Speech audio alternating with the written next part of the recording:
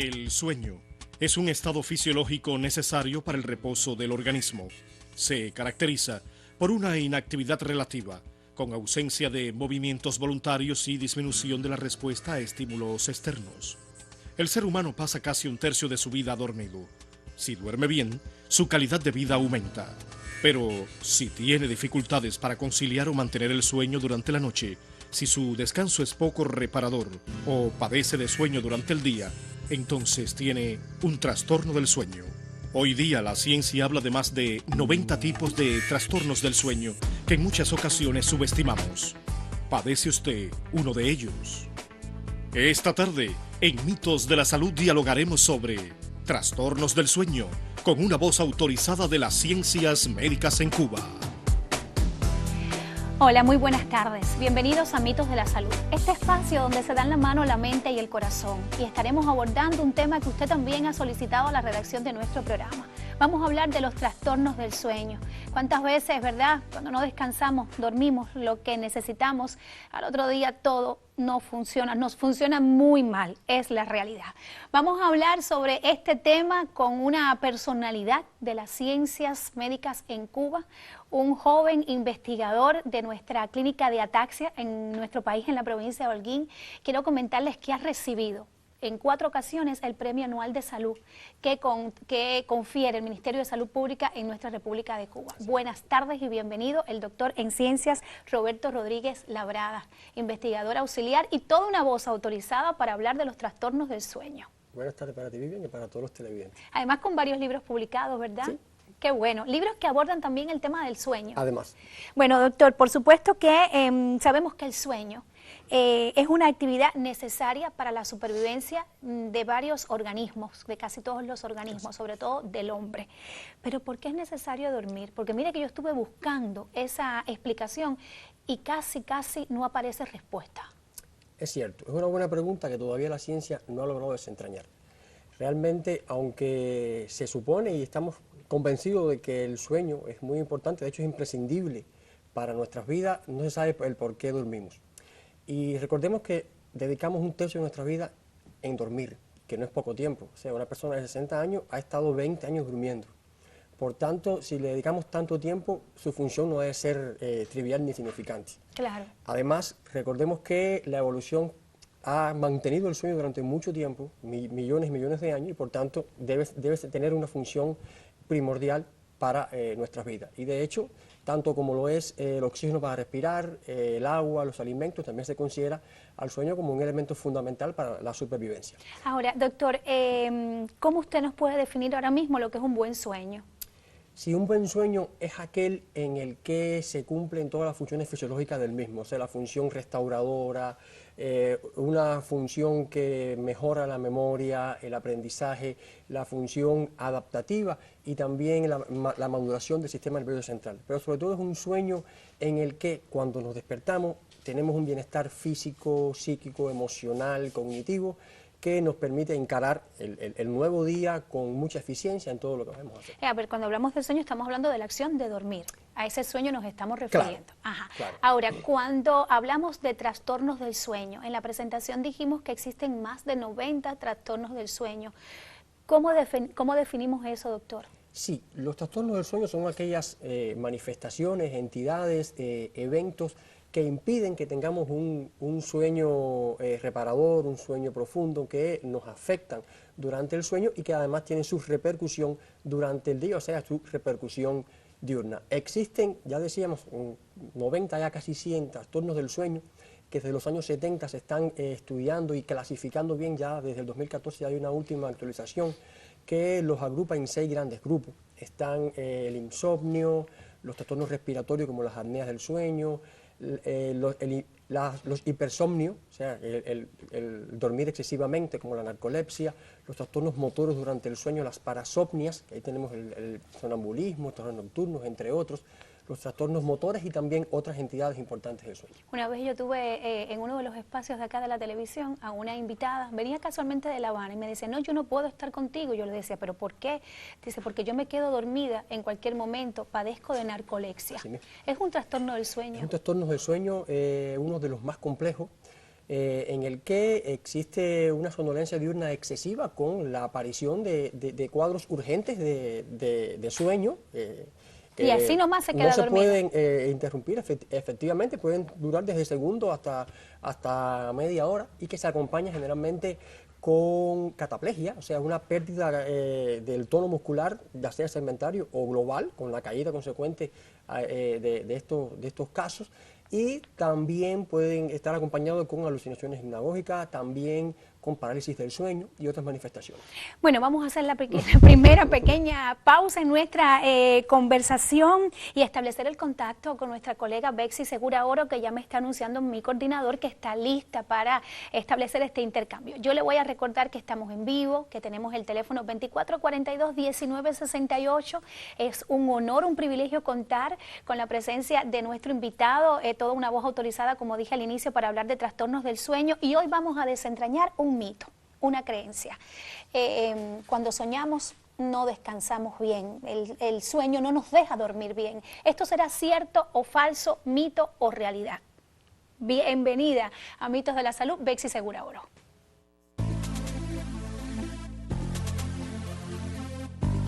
Muy buenas tardes, Vivian. El saludo para ti, también para nuestro especialista en el estudio. Hoy vamos a estar hablando sobre un tema un poco común, pero que también guarda muchas interrogantes y muchos mitos. Por eso te invito a que me acompañes a transitar nuestras calles y a ver qué opinan los holguineros y holguineras. ¿Qué significa para usted el sueño? Mucho, porque si tú no duermes, no anda bien el organismo, y cuando tú duermes, bueno, te sientes bien. Si uno no duerme, al día siguiente no puede tener ánimo, la fuerza para seguir. Y realmente después de un día agotador hace falta un sueño reparador. Un momento de placer, un momento donde uno descansa, donde uno, no sé, tiene la posibilidad de dormir, pero puede dormir hasta despierto, puede estar dormido, pero pudiera estar despierto ahí, no sé. Para usted, ¿qué es dormir bien? O sea, ¿cuándo se siente satisfecha? Bueno, cuando uno duerme la noche entera, porque cuando uno duerme y despierta, eso no es dormir bien. No sé decirte, no. Cuando dormí las horas necesarias, que cuando por la mañana tengo más fuerza, no estoy tan cansada. ¿Usted ha padecido de trastornos del sueño? Por suerte no, nunca. Realmente yo me acuesto a dormir. No. De desvelarme la noche entera, de dormir entre pedacitos y en no dormir nada.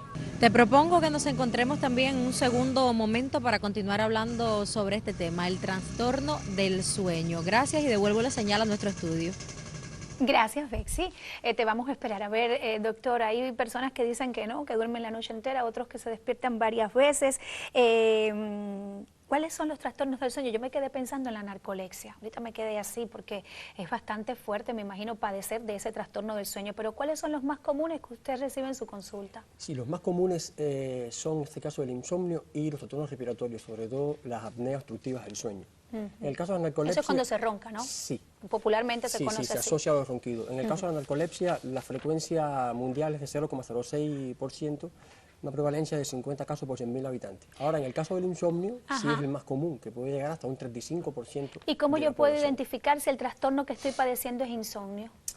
A ver, el insomnio no es más que la imposibilidad de poder iniciar y continuar el sueño, sostener el sueño durante todo el periodo de sueño, aun cuando tengo la necesidad y el deseo de dormir y están las condiciones favorables para hacerlo. O sea, aun cuando tengo las condiciones biológicas y medioambientales que me pueden permitir el dormir, no me da sueño y no puedo dormirme por varias razones que pueden existir. ¿Y el trastorno de ese problema para permanecer despiertos?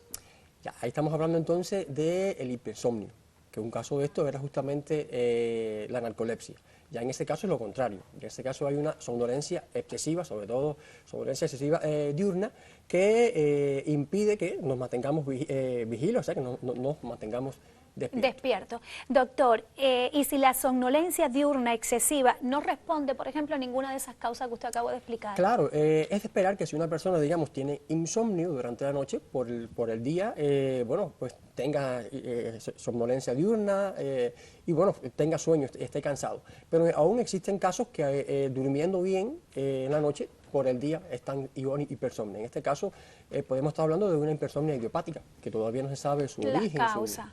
Ahora, hay personas que también les cuesta mucho mantener un horario del sueño regular y tiene que ver con la llamada de Ana María. Gracias por llamarnos. Dice, quisiera preguntarle sobre este trastorno, pues tengo 22 años y desde los 15 me duermo a las 4 de la mañana y me levanto a las 2 de la tarde y solo consigo dormir a esa hora. ¿Qué debo hacer para, digamos, tener un horario del sueño normal? ¿Debería medicarme?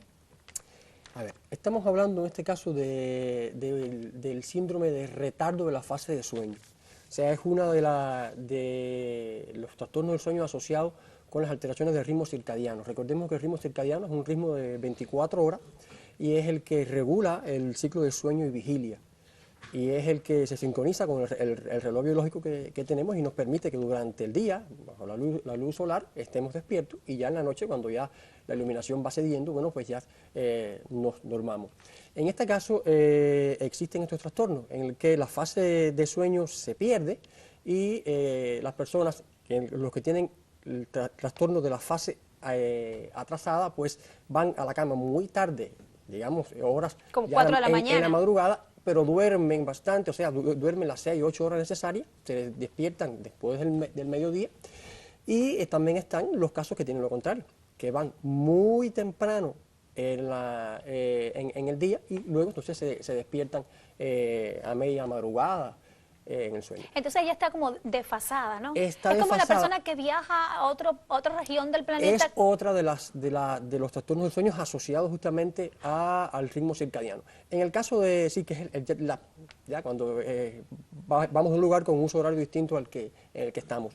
Existe, en el caso de esta muchacha, joven, 22 años, hoy se conoce que este síndrome de retraso de la fase de sueño es más común en los jóvenes y tiene mucho que ver también con un fenómeno que le llamamos higiene del sueño. Es que a veces, y sobre todo más en este mundo más contemporáneo de las tecnologías, etcétera, pues poco a poco vamos acostumbrando a nuestro organismo a dormir tarde. ¿Por qué? Porque estamos viendo televisión, jugando en la computadora. La vida social nocturna en nuestra sociedad, comparada con la de hace mucho tiempo atrás, es mucho mayor. Claro. Y eso en la juventud, bueno, pues hace que poco a poco nos vayamos acostumbrando, nuestro reloj biológico se va modificando y aparece entonces este trastorno del sueño. Pero ella no tiene que tomar pastillas ni nada de eso. A ver, por lo pronto no. Yo creo que inicialmente comenzar con nuevas medidas de higiene de sueño, tratar de ir más temprano a la cama, al inicio va a ser complejo. Yo lo sé que va a ser complejo porque ya es una costumbre, pero tratar de evitar este conjunto de acciones que exaltan, que la llevan a las 4 de la mañana al a la organismo. cama. Efectivamente, mucha gente, por ejemplo, hace ejercicios físicos tarde, o sea, 5, 6, 7 de la noche, a veces hasta más tarde. Ajá. Otros se ponen a ver películas con un alto contenido emotivo.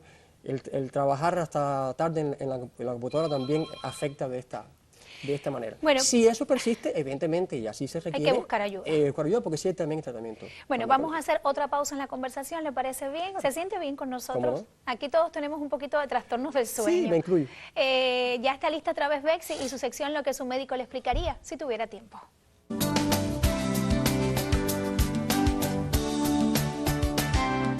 ¿Cuál será la estatura de mi hijo cuando sea grande? Los especialistas en el tema han elaborado fórmulas que permiten prever con un margen de fiabilidad muy elevado la altura que puede alcanzar un bebé cuando sea mayor. La primera fórmula se calcula a partir de la altura de los padres.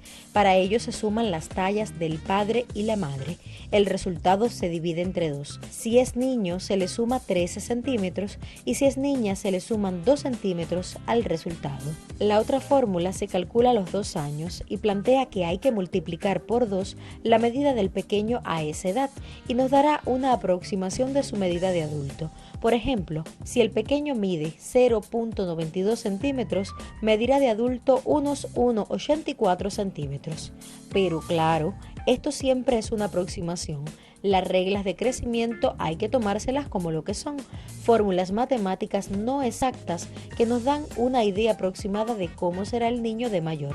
Existen factores genéticos, hereditarios, medioambientales y de hábitos alimenticios que pueden variar los resultados obtenidos. De todos modos, siempre es curioso imaginar qué tamaño tendrá nuestro hijo cuando sea grande.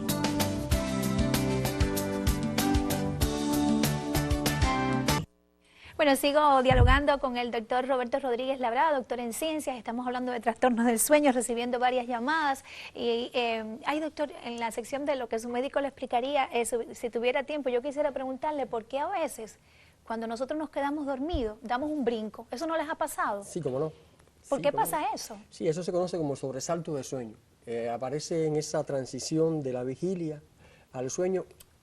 Hay una tendencia de reconocerlo como un trastorno del sueño, unos creen que es una parasomnia, otros no lo notan como un trastorno porque realmente su repercusión, o sea, eso te da y ya. Y sigues dormido. A repetirse, inclusive hay algunas voces que plantean de que es un mecanismo del organismo de avisar, te estás durmiendo, mira, vas a entrar a la fase del sueño, pero no hay nada claro en por qué esto ocurre. Ahora, la otra pregunta, ¿los trastornos del sueño son siempre manifestaciones, digamos que psíquicas, doctor? No, aunque hay una relación, o sea, es cierta, hay relación importante entre trastornos del sueño y manifestaciones psíquicas, enfermedades psiquiátricas, realmente no todos los trastornos del sueño obedecen a enfermedades psiquiátricas. De hecho, la etiología de los trastornos del sueño es bastante variada. O sea, hay varios factores médicos psiquiátricos, sea asociados a enfermedades psiquiátricas o otras enfermedades, fibromialgia, enfermedades degenerativas como el Parkinson, el Alzheimer, etcétera. Eso sí se puede presentar en el adulto mayor y en los ancianos, que también hay insomnio. Claro, sí, efectivamente. También le decía que hay trastornos del sueño que se asocian a estas condiciones, digamos, fisiológicas como la vejez, otras aparecen en el embarazo, algunos se reservan durante la pubertad, durante el desarrollo de los niños, y también están los trastornos del sueño que se asocian justamente a lo que estamos ahorita hablando, de factores socioambientales que afectan nuestro sueño y que al final inducen un trastorno del sueño. Y también, etiológicamente, no podemos dejar de hablar de la genética. O sea, existe un componente genético importante en la mayoría de los trastornos del sueño. Ah, sí, claro. Muchos son hereditarios. El insomnio familiar, lo dice el nombre, es hereditario. Hay componente hereditario en el síndrome de piernas inquietas, también en el sonambulismo. ¿Cómo no? Mire qué interesante. En el tema del anciano, ¿es normal que el anciano duerma, digamos, que 1 hora menos o duerma 2 horas menos? ¿No? Es absolutamente normal. Es normal, con el paso de los años se va perdiendo la necesidad de sueño en nuestro organismo. O sea, los bebés, los neonatos, se pasan casi todo el tiempo durmiendo. Pero a la medida que van creciendo, que van madurando, ya el periodo de sueño necesario para su bienestar va a ir disminuyendo. Ya en la adultez necesitamos, no sé, 6, 7, 8, hay quien a veces necesita hasta menos horas de sueño. Hasta 5, 4 horas de sueño. Pero ya llega un momento, ya con la vejez de los ancianos, en que ya con 4 horas de sueño ya realmente están bien. Ahora, eso puede representar un problema para ellos y para su familia. Los cuidadores. Porque abuelos, abuelas no duermen, ya están despiertos a las 3, a las 4 de la mañana. Ahí hay algunas medidas que podemos aplicar. O sea, tratar de evitar de que el abuelito haga siestas durante el día, para tratar de que esas 4 horas de sueño, o 5, las que ellos tengan, bueno, pues sean sueño nocturno, que le permita realmente estar más tiempo en este periodo de la noche, que es el más confortable para ellos. Doctor, ¿y de qué exámenes y pruebas ustedes se valen para diagnosticar estos diferentes trastornos del sueño que existen? Cómo no, hay varios exámenes. Primero, bueno, el método clínico interrogatorio con los pacientes es imprescindible, como la primera acción que se hace. Existen además herramientas, instrumentos, encuestas internacionales validadas para identificar trastornos del sueño, algunas generales, como por ejemplo el índice de calidad de sueño de Pittsburgh, que se describió hoy en esta universidad en Pittsburgh. Hay otros específicos, digamos, para evaluar la somnolencia excesiva diurna. Existen escalas para evaluar los trastornos conductuales en la fase de sueño REM, para evaluar los movimientos periódicos. Hay encuestas, instrumentos importantes. Pero indiscutiblemente existen técnicas neurofisiológicas ya de mayor sensibilidad, como la polisomnografía. ¿Qué es eso? Es el registro simultáneo de varias señales del organismo, la señal electroencefalográfica, electromiográfica, electrooculográfica, electrocardiográfica, o sea, de varias señales en el organismo durante el sueño. Es decir, el paciente se pone a dormir. El paciente se pone a dormir en un laboratorio de sueño, se le conectan varios electrodos sobre el cuero cabelludo para el electroencefalograma, alrededor de los ojos para el electroculograma, en los músculos para el electromiograma, y se registra durante las horas de sueño para ver las variables fisiológicas cómo estas cambian. Estamos recibiendo varias llamadas, Sí. yo sé que el tiempo no nos va a alcanzar para hablar de todo el tema, pero las personas preguntan a dónde acudir en el caso de que uno identifique en un momento determinado de la vida que tiene alguno de estos trastornos del sueño, Sí, doctor. A ver, nuestros médicos, inclusive en la atención primaria, están preparados para diagnosticar muchos de estos trastornos del sueño, porque llevan un diagnóstico clínico, una gran mayoría, que realmente es factible a este nivel. O sea, el mismo insomnio, las mismas apneas, pueden fácilmente, a partir de un buen interrogatorio del médico de la paciente familia. y de su familiar, pues se puede identificar y, bueno, si es necesario, ya pasar a otros niveles para profundizar en el diagnóstico. Pero también, claro está, se puede solicitar atención de médicos internistas, neurólogos, neurofisiólogos, psiquiatras. Que hay veces que vamos directamente al psiquiatra porque pensamos que tenemos algún problema psicótico. Pero no. Pero no es así. Bueno, otra pausa en la conversación. Otra vez está Bexy con nosotros. Adelante. Muchas gracias, Vivian, por permitirme este segundo contacto. Aquí descansando un poco, pero rápido voy a salir a caminar para conversar con los holguineros sobre el tema que nos ocupa en el día de hoy. ¿Vamos? ¿Usted ha usado pastillas para dormir? Sí. ¿Hace mucho tiempo que la ha usado? La usé por más o menos un año, ya no he tomado más, ya me he decidido, si no duermo, bueno, no dormir, nunca. ¿Y lo haría si lo necesita? No creo que lo necesite porque yo realmente me acuesto a dormir. No. ¿Y lo harías? Bueno, cuando sea más vieja, si hace falta. No, hasta el momento no. No sé si cuando me llegue el momento tendré que hacerlo, pero hasta el momento no. No, nunca lo he hecho. ¿Y si tuviera que hacerlo, lo haría? Bueno, si me lo medica el médico y lo que le indica para poderme controlar, si tuviese ese trastorno, sí lo haría. Muchísimas gracias por este segundo contacto. Ahora yo devuelvo la señal a nuestros estudios para continuar desentrañando los mitos de la salud. Sigo conversando con el doctor en ciencias Roberto Rodríguez Labrada. Estamos conversando en mitos de la salud en torno a los trastornos del sueño y nuestro mito está relacionado con el hecho de los sueños, esos que a veces no nos dejan tranquilos durante la noche. Ensoñaciones. Sí, se le dice así, ensoñaciones, que bueno, cuando uno sueña o tiene ensoñaciones, como me explica nuestro invitado, pues uno no logra dormir bien. ¿Cierto, falso, mito o realidad? En los minutos finales de mitos de la salud. Bueno, como se le dice popularmente, el mal dormir puede causar alguna enfermedad a corto, mediano, largo plazo o puede ser un síntoma de alguna otra enfermedad o patología, doctor. Las dos cosas. ¿Ah, sí? Sí, o sea, los trastornos del sueño, el insomnio, las apneas fundamentalmente, que son los más comunes, pueden, a partir de su cronicidad, pueden generar la aparición de otras enfermedades. Hipertensión arterial, obesidad, entre otras, y además tener repercusiones conductuales importantes que afectan nuestra salud psíquica también. Pero además existen enfermedades que evidentemente también te traen aparejado dentro de tu cuadro clínico estos trastornos del sueño. Por ejemplo, ya se reconoce que una de las manifestaciones más tempranas de la enfermedad de Parkinson es la aparición de trastornos conductuales del sueño REM, que es un trastorno en el que el paciente está dormido, está soñando, pero está actuando el sueño. Si está corriendo, bueno, él tiende a correr, a veces se golpea él, golpea a su pareja de cama. Movimientos involuntarios. Efectivamente. ¿Y eso puede ser un síntoma de...? Eso es un síntoma prodrómico o precoz de la enfermedad de Parkinson. Se ha visto que más de un 50% de los pacientes con Parkinson ya tuvieron esos eventos desde antes de enfermar. ¿Y en la ataxia, por ejemplo, la enfermedad de la ataxia? ¿También? En el caso de la ataxia hemos identificado varios trastornos del sueño, inclusive de trastorno conductual del sueño REM, y hemos también visto de que los trastornos del sueño REM son prodrómicos, o sea, se anteceden al inicio de la enfermedad. En el hombre igual, cuando se despierta muchas veces en la noche a miccionar por problemas, ya va anunciando que hay alguna patología relacionada con el movimiento de la próstata, etcétera. Doctor, muchas personas toman psicofármacos y era una pregunta que Bexy le hacía a alguno de nuestros televidentes. ¿Qué opina de esto? A ver, Siempre y cuando estén bien prescriptos por nuestros médicos, está bien, se pueden tomar, pero no es la primera opción. Yo creo que la primera opción siempre va a ser justamente el modificar nuestras costumbres, nuestra higiene del sueño. Hay muchas cosas que se pueden hacer para lograr resolver esta situación. Ya cuando no es posible, ahí sí acudimos al médico, nunca hacerlo de manera inconsulta. Exactamente. Eso nunca va a estar bien.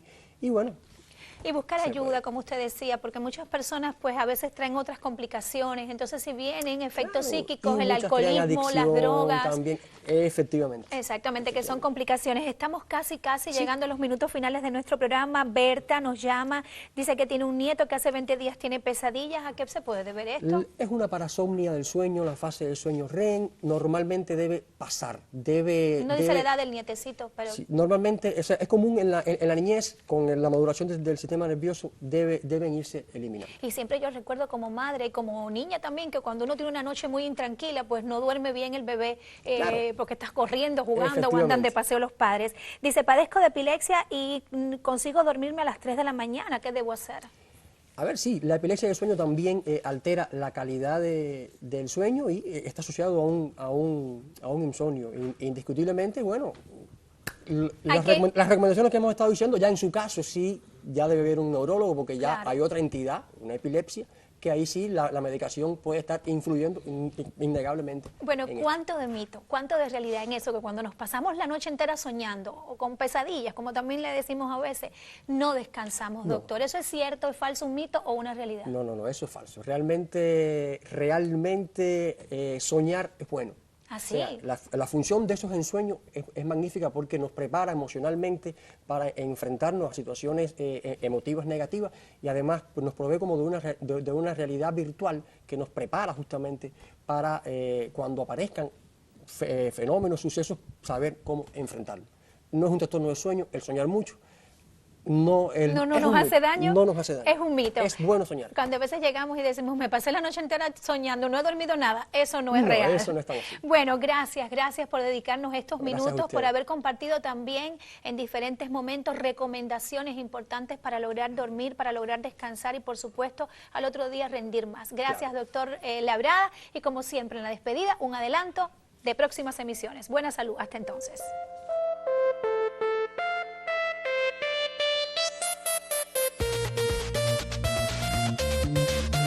La próxima semana estaremos de regreso para desentrañar otro mito.